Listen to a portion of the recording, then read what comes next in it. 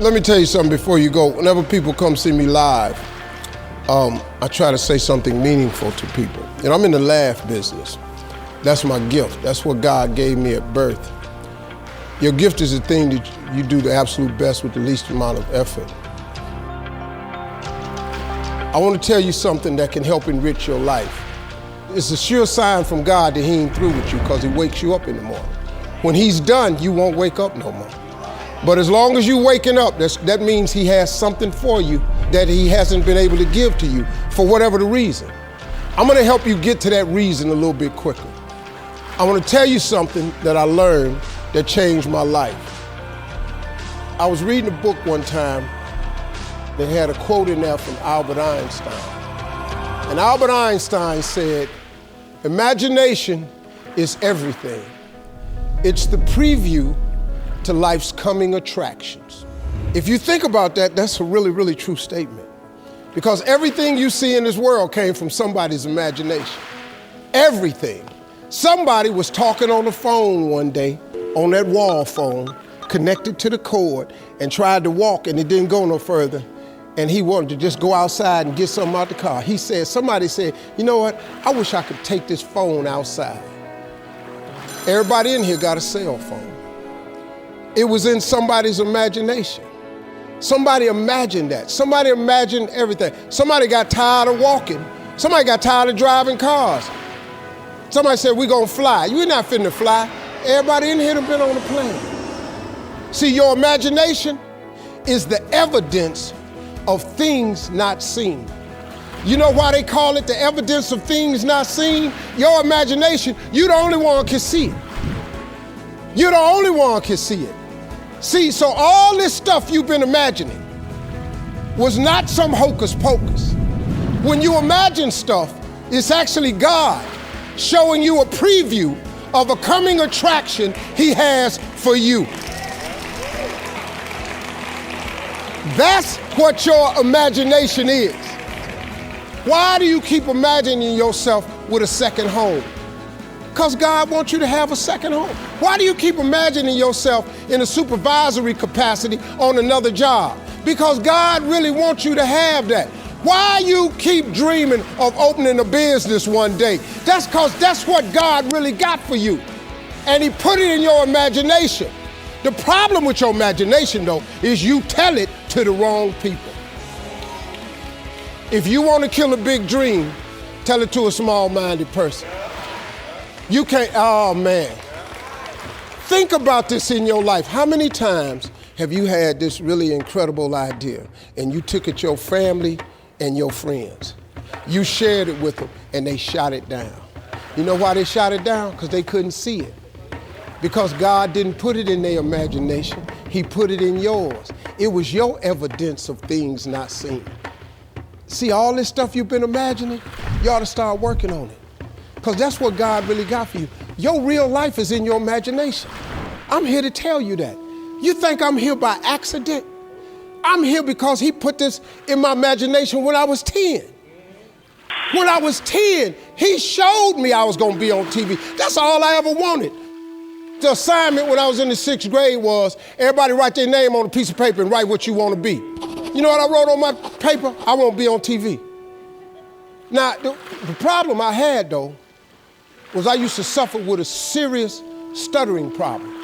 I couldn't talk outside my house. I stuttered for years. I flunked out of school. I'm on my 3rd marriage. I lost everything I ever owned twice. I've been homeless and lived in a car for 3 years. But at 10, though, I wrote on a piece of paper, I want to be on TV. So the teacher went around the room and read everybody's paper.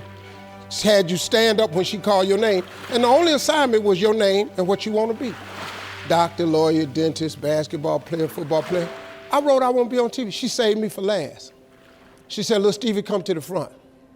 Now I'm thinking, I'm going to the front because I got the best answer. Because ain't nobody had put that on their paper. She called me to the front. I'm thinking I'm finna give me a gold star. But I was wrong about that. She called me to the front to humiliate me. First of all, you know I can't talk.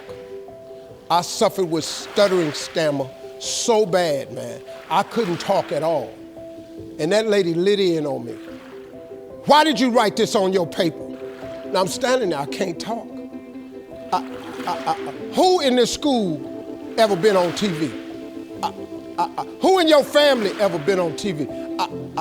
Who in this neighborhood ever been on TV? I'm crushing, man. I'm standing there dying. She said, look at you standing there. You can't even talk. How they gonna put somebody like you on TV? So every Christmas, I send her a flat screen TV.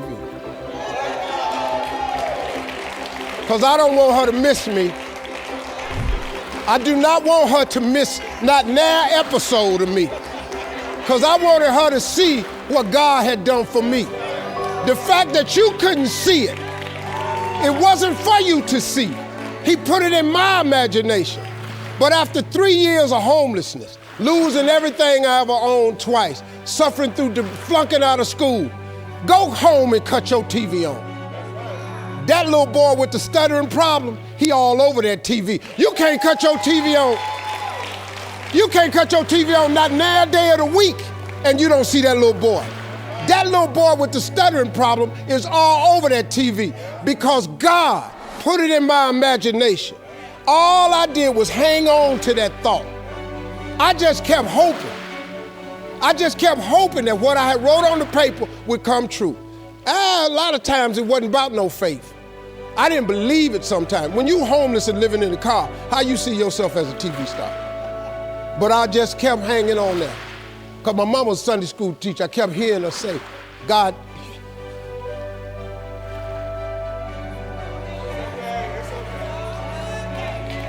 God didn't bring you this far to leave you. God didn't bring you this far to leave you. Why do you think he keeps waking you up? Because he got more for you. He got way more for you. He got plans for you. But he needs your faith. He just needs you to call on him. He needs you to dust off your imagination and just go for it. You got to try. Quit waking up thinking you ain't got no say-so in your life. You have a choice in this matter. You can't stop what happened to you, but you can doggone sure do something about what happened to you. Life is 10% what happened to you, is 90% what you do about it. Somebody in your family gonna die.